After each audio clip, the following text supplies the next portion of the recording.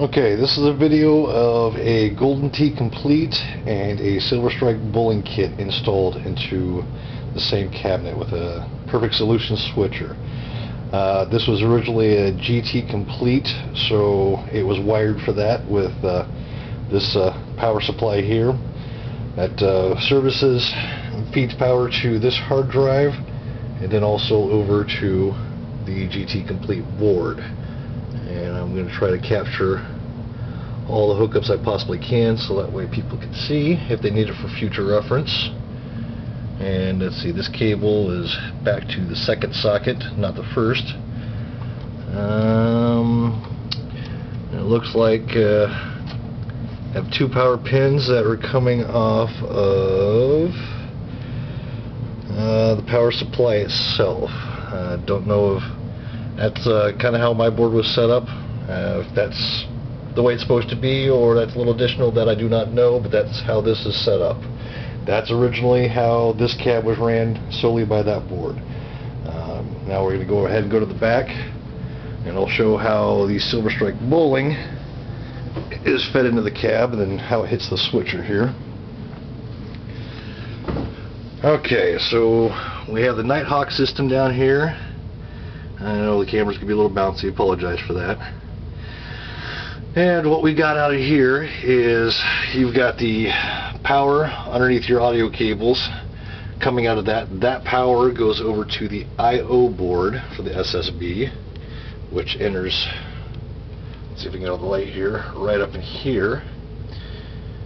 So that's how you get power for the I/O board. Go back to the Nighthawk computer. Obviously you got your RCA cables, those also plug into the RCAs on the I/O board.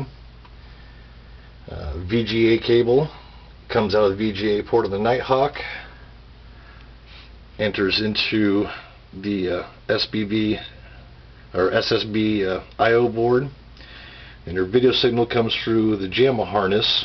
And this JAMA harness is what feeds up to the Perfect Solution switcher, and I will go ahead and show that path of where that enters when I go around to the front of the cab there. Looking at the bottom of specs, just to go through these real quick, you've got the little NID I've got plugged in right here, and let's see, and then this USB actually is the FireWire port that ties into the top of this I/O board for the SSB. So that way all those locations are named as far as what's on the computer itself down there. Alright, let's go to the front and I'll show you how I've got everything into the JAMA switcher, or excuse me, the Perfect Solution switcher. So from the Silver Strike bowling I/O board, this is that JAMA harness that comes into the switcher. This right here, this harness is actually what attaches to the Golden Tee Complete board, so that's that jumper harness. And then the original cab harness itself that goes to everything, the monitor and all that, is in the first spot, I believe it's J1 spot. I can confirm it. Yes, the J1 connector, that's what fires into the cab. So that's how all those are ran. One thing that I had to find out from other people on the forum is this board needs its own plus 5 volts and an own logic ground additionally ran to it. So I had to wire those in, and I just wired those into the same connector that comes off that services this hard drive. A little bit further over I've got it spliced in to where it doubles up and actually comes back around to supply power here. And if you need to add those, that would be let's see, the pin to the far right, that is going to be your plus 5, and then let's see, 1, 2, 3, 4, pin 4 from the right will be where your new logic ground will have to be added into. These other wires should already be wired into the connector, and that's what leads up to your switches, that switches between the Golden Tee and the Silver Strike bowling or whatever other games that you happen to have hooked up there. And I will go ahead and get a still picture, a little bit better picture of that, so that way you can see where those are wired. And then I just have my wires ran up through the control panel. I didn't do anything fancy with mine like some other guys did. All I did was use these little channels here to kind of keep the wires down, and I just installed the buttons there, and I did that for each side.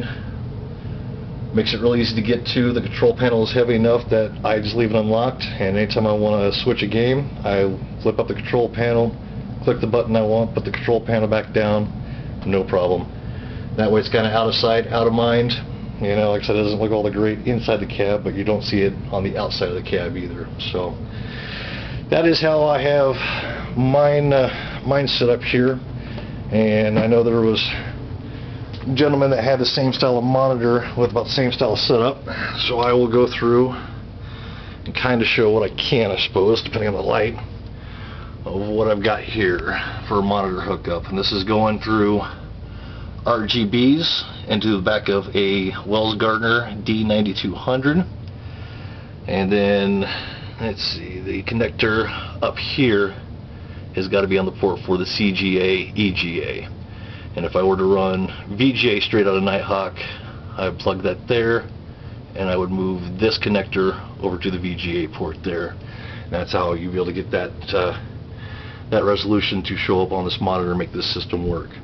Again, I'm going to go through and take a few more still pictures, but this is a good reference material, I think, for anybody who's trying to throw one kit in with the other, whether it be a Golden Tee 4 Series or whether it be a Silver Strike Bowling into a Golden Tee cab.